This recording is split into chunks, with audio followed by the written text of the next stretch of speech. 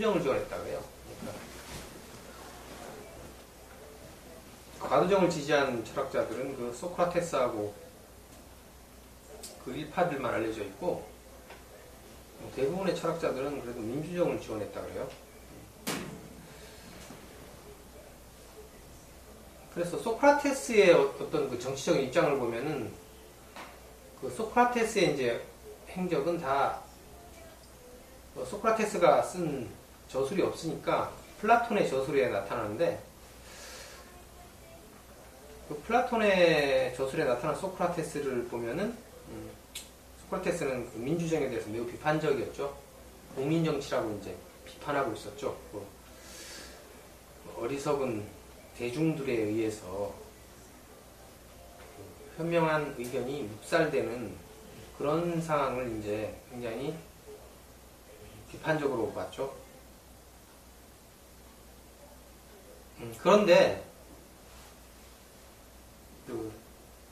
아까 그 30인 참주 시대가 있다 그랬는데, 이 참주 중에 이제 그 리더에 해당하는 그 크리티아스 하고 그 펠로폰네소스 전쟁을 패배하는데 크게 기여했던 알키비아데스, 이런 사람들은 다 과도정을 지지하는 사람들이었죠. 이 사람들이 다 소크라테스 제자였다고 해요. 그래서 그 소크라테스가 이제 결국 그 독배를 받고 이제 사형을 당하죠. 그래서 그 사형당한 이후로 이제 그 소크라테스를 기소한 그 기소 내용이 보면은 그 다른 신을 섬겼고 아테네 젊은이들을 타락시켰다는 제목으로 이제 소크라테스가 독배를 받았다고 이제 돼 있는데, 거기에 대해서 이제 요즘은 그 기소한 제목 자체가 좀 타당하지 않다는 그런 뉘앙스를 많이 풍기는데, 제가 보기에는 안 그런 것 같아요. 충분히 타당한 것 같아요. 그러니까 이 소크라테스가 플라톤의 묘사에 나타난 소크라테스는 충분히 민주정을 비판한 사람이었고 과도정을 지지하는 사람이었고, 따라서 뭐 제자들도 거기 영향을 받았겠죠. 그래서 그때 소크라테스가 독배를 마신 거는 그 아테네 시민들이 그 30인 참주 시대를 열게 한 그 뒤에 그 배후에 있는 인물을 소크라테스로 봤던 거죠. 그렇기 때문에 그 30인 참주에 의한 공포정치, 이거에 대한 책임을 소크라테스한테 물은 것이라고 볼 수 있기 때문에 이 제목이 그렇게 황당한 건 아니죠. 충분히 그 당시 시대로 갔으면은 그 민주주의를 지지하는 시민들 입장에서는 충분히 그 타당한 그런 이유가 아닐까, 이런 생각이 들어요. 이런 거에 대해서는 이제 별로 얘기를 하지 않고 있는데, 그 당시에 이제 아테네 시민 입장이었으면 아마 좀 이해가 될 것 같아요. 그리고 이제 소크라테스가 악법도 법이다란 말을 했다고 하는데, 이 말이 이제 유명하죠. 근데 그 연구자에 의하면은 실제로는 이 말을 한 적이 없대요. 그리고 그 소크라테스가 이제 민주정을 비판하는 듯한 태도를 보였는데, 이건 실제로 이제 소크라테스가 그랬는지는 알 수가 없죠. 모든 소크라테스의 언행은 그 플라톤의 저술에 의해서 다 추측하는 것이기 때문에 1차적으로는 이제 플라톤의 의견이죠. 플라톤의. 소크라테스가 실제로는 민주정을 옹호했는지 과도정을 옹호했는지 이거 확인을 할 수는 없어요. 근데 플라톤의 그 저작에 나타난 소크라테스가 이제 실제 소크라테스라고 이제 보는 의견이 많기 때문에, 그렇게 보면은 이 소크라테스가 이렇게 민주정을 비판한 게 과연 옳은 것인가, 이걸 한번 따져보기로 하죠.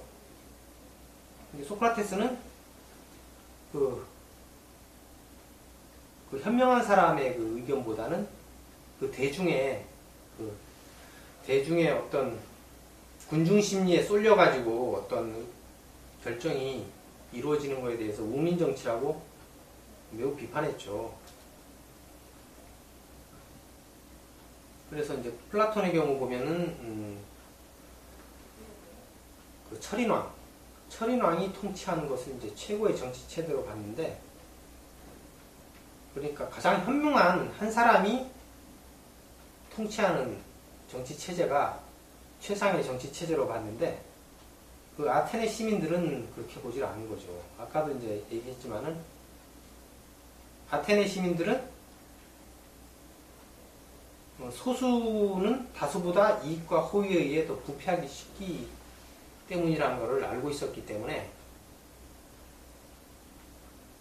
어떤 한 사람에 의한 지배를, 한 사람이 지배하는 체제를 좋게 보질 않았죠. 굉장히 지혜로웠던 것 같아요. 그러니까 다수의 정치적 지혜가 소수의 변칙과 무책임보다는 언제나 더 나은 방법이라고 이제 아테네 시민들은 확신했기 때문에 민주정을 이제 옹호했는데, 소크라테스는 그렇지 않다고 본 거죠. 그렇지만 아무리 현명하더라도, 어떤 한 개인이 아무리 현명하더라도 이 현명한 것이 그 사람의 그 선악과는 관련이 없죠. 그죠? 아무리 현명하더라도 그 사람이 악할 수도 있는 거고,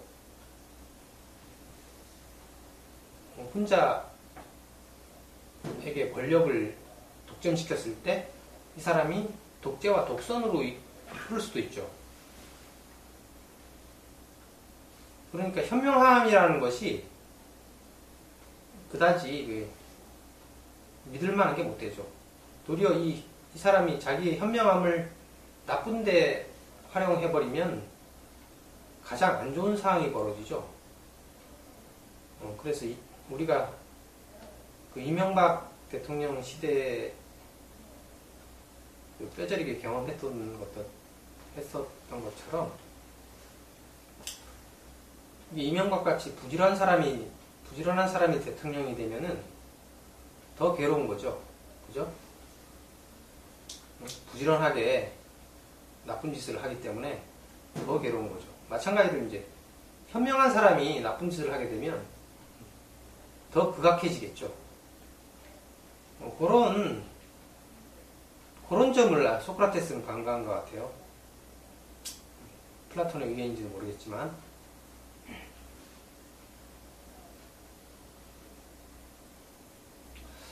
그리고 소크라테스라는 사람을 보면 상당히 재미있는 사람이죠. 개인적으로 보면은 이 사람이 그러니까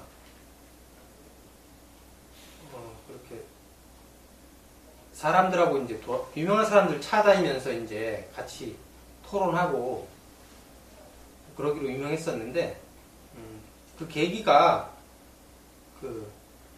자기 친구가 이제 신탁을 받았는데 이 아테네에서 가장 현명한 사람이 누구냐고 물었는데 그게 소크라테스라는 신탁을 받았기 때문에 소크라테스는 그 소리를 듣고 그게 믿기지 않아서 자기가 직접 이제 그리스에서 현명하다는 사람, 아테네겠죠. 주로 아테네였던 것 같은데, 아테네에서 현명하다고 하는 사람들을 찾아다니면서 이제 확인을 한 거예요. 그래서 이제 토론을 하다 보면, 토론을 하면서 이제 그 사람들의 무지를 폭로시키는 거죠. 그러면서 이제 하나하나씩, 한 명씩 그 현명하다는 사람들이 그렇지 않다는 걸 까발리고 다녔다 그래요. 요런데 이제 요런데 재미를 붙여가지고 다녔던 것 같아요. 그러니까 상당히 웃기는 사람이죠. 그러니까 지금 생각해보면 이 신탁은 핑계고 세상에 좀 상식적인 신탁이 아니죠. 신탁은 소크라테스가 지어낸 것 같고, 사람들을 이제 망신시키려고 돌아다녔다고 볼 수 있죠. 자기가 똑똑한 걸 내세워서 자기 어떤 라이벌을 망신시키기 위해서 그러지 않았나 이렇게 생각이 되는데, 그거에 대한 증거가 있어요. 그냥 추측이 아니고, 뭐 소크라테스의 언행을 보면은 이렇게 돌직구를 날려요, 이 사람이. 그러니까 사람이 그 당사자가 있는데도 그 사람을 바로 그 현장에서 그 모욕을 줘요. 그렇기 때문에 이 사람의 그 소크라테스의 이런 그 직설적인 그런 언행이 많은 사람들의 그 원한을 산 거죠, 사실은. 그래서 그 사람이 적을 많이 만들어서 결국 독배를 마신 것도 이 사람의 그 언행이 쌓은 업이 아닐까, 이런 생각이 들어요. 그리고 이제 소크라테스의 그 화법을 보면은 그 문답법이라고 그러죠.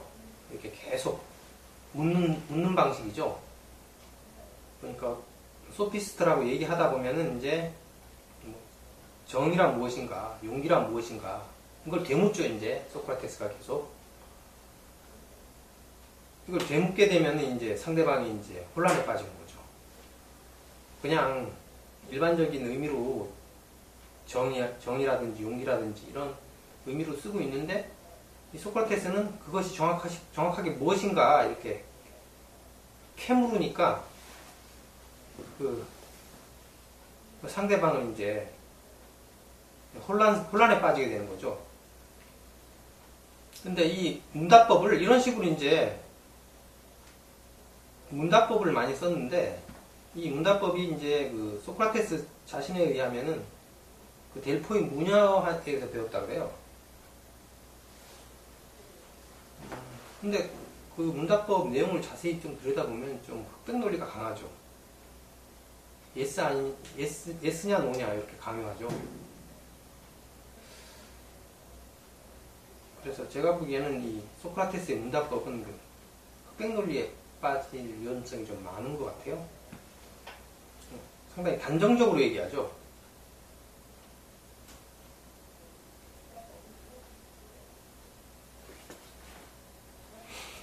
도리어 이제 이런 단정적으로 얘기하는 방식이 이제 어떤 그 확실함을 원하는 현실 세계에서는 이게 현실 생활에서는 도움이 되지만, 그 진실에 다가서는 데는 그 흑백 논리에 빠질 위험성이 있지 않나, 그런 생각이 좀 들어요.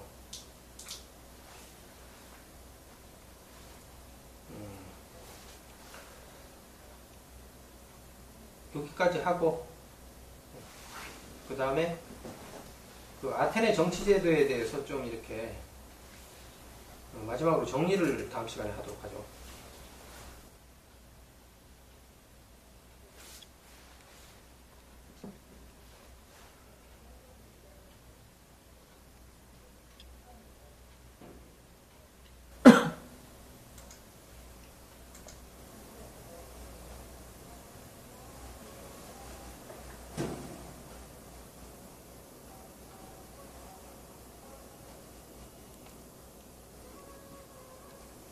이어서 하겠습니다. 전 시간에 그 30인의 참주에 대해서 얘기했고, 거기서 이제 소크라테스가 어느 정도 거기에 책임이 있다고 얘기했는데, 또 크세노폰이라는 사람이 소크라테스의 제자로 알려져 있는데, 이 사람의 또 책에 의하면 그렇지도 않아요. 그러니까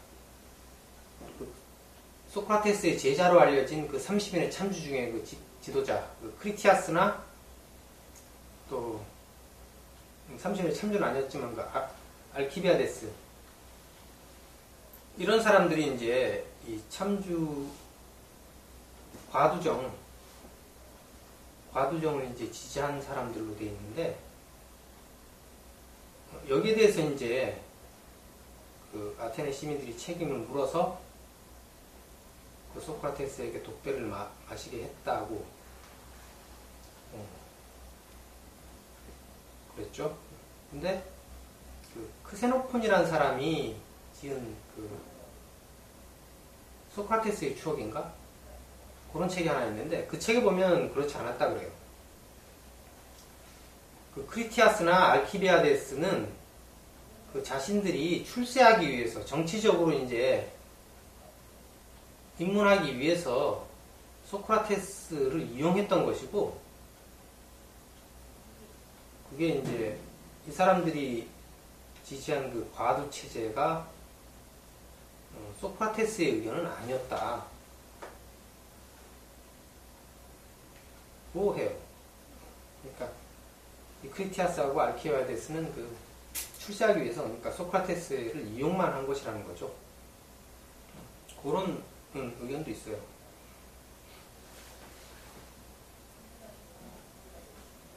근데 그 플라톤의 저작에 나타나는 소크라테스의 그 민주주정에 대한 혐오가 너무 강하기 때문에 아무래도 그 소크라테스가 민주정을 싫어하지 않았나.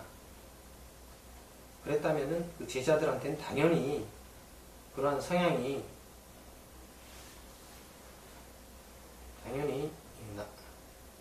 물려졌을 거기 때문에 소크라테스도 거기에 대한 책임이 있을 것이라고 이제 그쪽의 의견이 더 지배적인 것 같아요, 보니까. 그래서 많은 학자들이 소크라테스를 싫어하는 사람들이 많죠.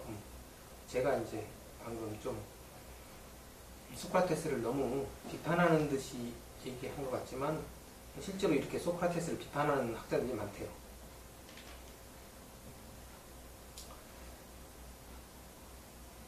그 다음에 이제 아까 얘기한 크세노폰이 기술한 그 아테네 정치제도에 대해서 보면은 거기에 대해서 한번 알아보기로 하죠. 그래서 크세노폰의 그 아테네 정치제도라는 책이 있는데 여기에 묘사에 의하면 아테네인들은 빈자와 민중이 고귀한 태생의 사람이나 부자보다 더 많이 가지는 것이 옳다고 생각한다. 이는 민중이 배를 움직이고 도시에 힘을 가져오는 사람들이기 때문이다. 중략하고 그 다음에 모든 이가 추천이나 거수로 뽑는 모든 직책에 참정권을 가지는 것이 당연한 것으로 생각되며 시민 누구나 원하는 대로 생각을 자유로이 말하는 것이 정당한 것으로 간주된다. 그리고 그 시대에 이제 그 크세노폰 시대에 어떤 사람이 쓴 간단한 글에 의하면은 한번 읽어볼게요. 이 사람이 이제 민주정을 지지하는 사람인데, 이 사람에 의하면은 그 빈자, 서민, 하층민이 번성하고 다수가 되면 민주정이 강화된다. 그러나 만일 부자와 탁월한 시민이 잘 되면 민주주의에 반대되는 체제가 강화된다. 온 세상에서 최선의 것은 민주정에 반대되는 것이다. 그리고 최선의 사람들에게서는 방종과 부정은 최소화되는 한편 도움이 되는 것은 참으로 많다. 그러나 민중은 참으로 무식, 무질서, 저속함으로 가득하다. 혹자는 모든 사람이 아니라 유능하고 고귀한 자만이 민회에서 발언하고 의회에서 논의해야 한다고 말한다. 그러나 이 점에서도 저속자들에게 발언권을 준 것은 최선의 방법이다. 혹자는 그 같은 사람이 자신과 민중을 위해 무슨 득이 되는 일을 할 수 있겠느냐고 물을 수 있겠다. 그러나 그런 사람들의 무식함, 조야함, 우호의 마음가짐이 덕 있는 사람들의 지혜, 유능, 적대감보다 더 은혜롭다는 것을 사람들은 알고 있다. 이 같은 선택은 좋은 도시를 만드는 것은 아니지만 민주정을 유지하는 최선의 길이다. 꼭 이렇게 얘기하고 있어요. 이 사람을 이제 노과두주의자의 소론이라 그러는데, 이 사람을 이제 노과두주의라 그래요. 이 사람 사실 민주주의자인데 이름은 학자들은 노과도주의자라고 해요. 왜 반대로 부르는지 모르겠는데 이 사람의 의견은 이제 크세노폰 책에 실은 거죠. 이렇게. 그리고 크세노폰의 또 다른 부분을 보면 무질서라고 할 수 있는 것으로부터 민중은 힘과 자유를 얻는다. 좋은 법이 있다면 그것은 유능한 사람이 자신의 이익을 위해 만든 것임을 알게 될 것이다. 잘난 사람이 비속한 사람을 벌하고 유능한 자가 도시정책을 결정하며 폭도들에게는 논의, 발언하고 민회에 참석하는 것이 인정되지 않는다. 이 같은 건전한 상황에서 민중은 곧바로 노예로 전락한다. 그러니까 이렇게 귀족들이 지배하는 과두제에서는 귀족들은 이제 과두제가 더 현명한 사람에 의한 지배이기 때문에 당연히 과두제가 더 민주제보다 더 좋다고 얘기하지만은 이것은 일반 시민들에게는 노예가 되는 것을 의미하는 거죠. 이 말이 역사적으로 살펴보면 모든 역사가 다 이 말을 입증하고 있죠. 이것을 이제 아테네 시민들은 다 미리 알고 있었던 거예요. 근데 이제 그 이후에는 이런 지혜가 잊혀진 거죠. 그래서 현대에도 현대 민주주의에서도 이 정도 인식을 하고 있는 사회가 있는가, 시민들이. 따져보면은 이 정도 인식을 하고 있는 사회가 아직 없는 것 같아요. 아테네 시민들이 그때는 공교육도 없었고 해서 대부분 까막눈이었겠죠. 그런 사람들이 보이는 이러한 기회를 보면은 오늘날의 교육을 많이 받은 시민들의 어떤 인식 수준을 뛰어넘고 있어요. 놀라운 일이죠. 그리고 이제 크세노폰에 나타난 또 그 아테네 시민들의 민주주의에 대한 인식을 하나 더 보면은 아테네인들이 잘못 생각하고 있는 점이 또 하나 있는 것 같다. 이는 내란이 일어나는 도시에서 하층민을 지지한다는 점이다. 만일 상류층 사람 편을 든다면 자신과 같은 입장의 사람을 지지하지 않는 결과가 된다는 것이다. 어떤 도시도 상류층 사람들은 민중에게 선의를 갖고 있지 않지만 하층민들은 민중에게 호의적이다. 이는 유유상종이기 때문이다. 그래서 아테네인들은 그들에게 어울리는 사람들을 지지한다. 크세노폰은 이거를 아테네인들이 잘못 생각한다고 하고 있지만 제가 보기엔 이건 제대로 생각하고 있는 거죠. 그러니까 우리나라 같은 데서 가장 정치가 썩어가고 있는 이유 중에 하나가 이 노동자 계급이 같은 노동자 계급을 지지하지 않고 지배계급의 논리를 그대로 따라가고 있다는 점이죠. 그러니까 이게 우리가 계급 배반 현상이라고 얘기하는 건데, 그러니까 떡줄 사람은 생각도 하지 않고 있는데 무슨 생각에서인지 모르겠지만은 가장 비참한 계급의 사람들이 가장 상류층 지배계층의 생각을 그대로 갖고 있고 그들을 지지한다는 것이죠. 이게 이제 이 문제가 되고 있는 거죠. 이게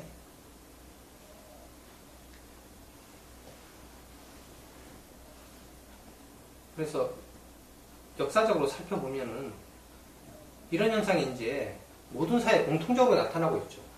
단 예외적으로 보니까 이 고대 아테네 시민들만 이런 계급 배반 현상을 보이지 않고 그 후에 다른 모든 사회에서는 계급 배반 현상을 보이고 있죠.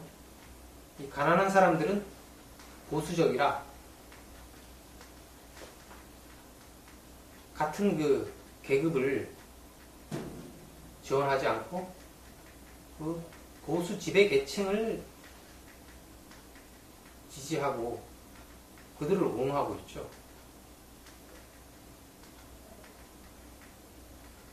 그 유일한 예가 이제 아테네 시민들이죠. 당연히 하층민을 지지하고, 그리고 하층민들이 이제 세력을 얻는 폴리스가 민주정을 택하고 있고, 그렇기 때문에 민주정을 옹호하는 사람들은 다른 폴리스의 하층민들을 지원한다는 것이죠. 유유상종이라고 표현했는데, 당연히 유유상종이 돼야 되는데, 그렇지 않고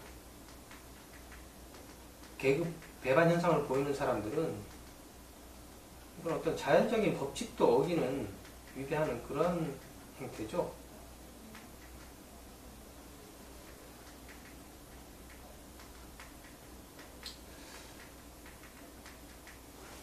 그래서 크세노폰이 이런 식으로 이제 이렇게 아테네 민주주의에 대해서 묘사를 하고 있어요. 그리고 그 다음에 이제 펠로폰네소스 전쟁이 끝나고 나서 그 아테네가 이제 좀 쇠퇴하게 되는데, 민주정은 회복했지만은 그 펠로폰네소스 전쟁이 거의 20년에 걸쳐 일어나서 나라가 이제 피폐해지고 많은 피해를 입기 때문에 경제적으로도 이제 쇠퇴하게 되고 몰락의 길로 걷게 돼요. 그래서 잠시 그 4세기에 잠시 회복은 하는데, 결국은 예전과 같이 회복은 못하고, 결국 그 알렉산더가 그 그리스 전역을 정복함으로써 이제 아테네도 결국 망하게 되는 거죠.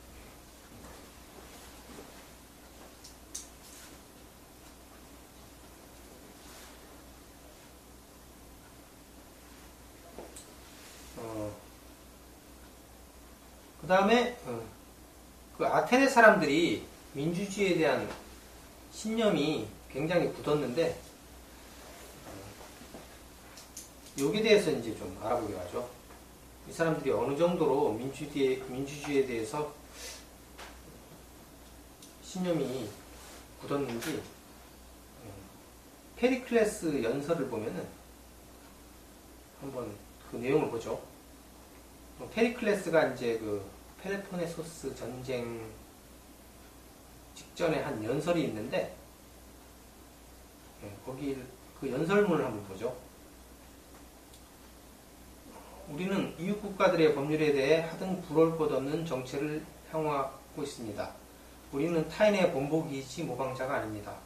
소수가 아닌 다수를 위해 집행되는 이 정체를 우리는 민주정이라고 부릅니다. 우리의 법률은 사적인 분쟁에 있어서 모든 사람에게 동등한 정의를 부여하고 있습니다. 어떤 사람의 명성을 결정하는 것은 그의 미덕이지 그의 신분이 아닙니다. 또한 그가 공헌할 역량이 있다면 가난함이나 비천함으로 인해 그의 진로가 방해되지 않습니다. 자유는 공적으로나 사적으로 우리 사회의 기초입니다. 우리는 어떤 사람이 그가 좋을 대로 행동한다고 해도 그에 대해 분노하거나 공격하지 않습니다. 그러나 사적인 자유가 공적인 방종으로 흐르지는 않습니다. 두려움은 우리에게 정부와 법률에 대해 복종해야 한다고 가르칩니다.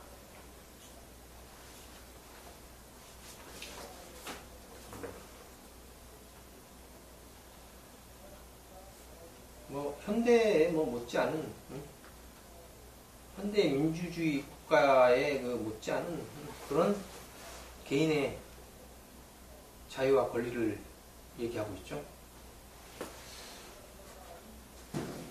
현대 민주주의 국가에도 이 정도가 성취되어 있는지 사실 의문이에요. 그리고 각자 모두 공적으로나 사적으로 최선을 다하고 전사도 정치에 소홀하지 않으며 이에 참여하지 않는 자를 공명심이 없다고 보기보다는 쓸모없는 자로 생각하는 것은 우리뿐입니다. 쓸모없는 자가 영어로 이제 이디어트죠. 그러니까 정치에 참여하지 않는 자는 아테네에서는 천치로 봤어요. 천치로. 이디어트가 천치란 말이죠. 그때는 정확하게 이제 천치라는 의미였는지 모르겠는데 쓸모없는 자 천치까지는 안 되더라도 최소한 쓸모없는 자로 봤다는 것이죠. 그러니까 요즘은 뭐 정치에 참여하지 않으면 뭐 권력욕이 없고 명예욕이 없는 훌한 사람으로 보기도 하는데 그것이 전혀 아니라는 것이죠. 쓸모없는 자라는 것이죠. 그 시대에는. 그러니까 정치에 참여하지 않으면서 그 다른 사람들이 피 흘려서 얻은 민주주의를 과실만 황유하는 사람, 이런 사람들을 뭐 명예욕이 없고 권력욕이 없는 쿨한 사람이라고 볼 수는 없는 거죠. 정확하게 말해서. 그래서 정치가 썩었다고 이렇게 비난만 하고 외면하는 사람들, 이런 사람들을 우리 사회에서 많이 볼 수 있죠. 그리고 우리 사회가 그런 사람들이 그런 태도가 용납하고 있죠, 사실. 그렇지만 아테네에서는 이런 태도가 용납이 안 됐다고 그래요. 그런 자들은 쓸모없는 자들이고 이디어트. 지금으로 하면 천치로 본 거죠.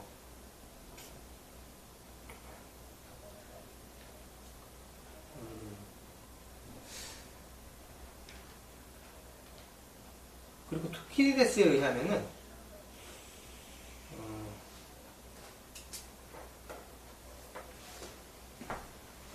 민주주의에 있어서는 일부도 전체와 똑같이 동등한 권리가 주어지지만 과도주의는 대중에게 위험한 일을 강요하고 이익을 착취하는 데 그치지 않고 그것을 모두 횡령해버린다는 것을 지적하고 싶습니다. 하고 이렇게 그 시칠리아 원정 때 그 시라쿠사라는 폴리스의 그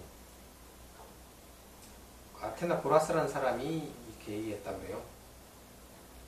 그 다음에 투키디데스의 묘사를 더 살펴보면 여기서 나타나는 그 민주주의에 대한 신념을 보면은 과도 정치하에든 민주 정치하에든 그들, 즉 그러니까 아테네 동맹 도시들은 예속을 싫어하고 어느 체제든 자유롭기를 희망하고 있기 때문이라고 설명했다. 교양 있다고 생각하는 사람들조차 정권을 잡으면 민주적 못지않게 문제를 일으킨다고 동맹 도시들은 생각하고 있다고 말하고 그 사람들에게 가장 형편 좋게 되는 것 자체가 시민 일반에게는 해를 끼치고 사람들을 잘못된 방향으로 이끌게 된다고도 말했다. 과도 정치에 있어서는 사람들이 정당한 재판도 받지 못한 채 간단히 살해되고 민주정에서는 시민이 비호자가 되고 과도파에 대한 재판관이 된다고 말했다. 그리고 여러 도시가 이러한 사정을 실제 사건에서 이미 경험했다고 생각하고 있는 것도 자신은 잘 알고 있다고 아테네 장군인 프리니코스는 덧붙였다고 묘사하고 있어요. 그러니까 아테네뿐만 아니라 그 그리스의 모든 폴리스에서 그 시민들은 이 과도정보다는 민주정이 훨씬 낫다고 이제 보고 있는 거죠. 그래서 민주주의에 대한 신념이 아테네 폴리스에서만 비롯된 것이 아니라 그리스 전역의 폴리스의 시민들이 공통적으로 가진 그 신념으로 보이죠.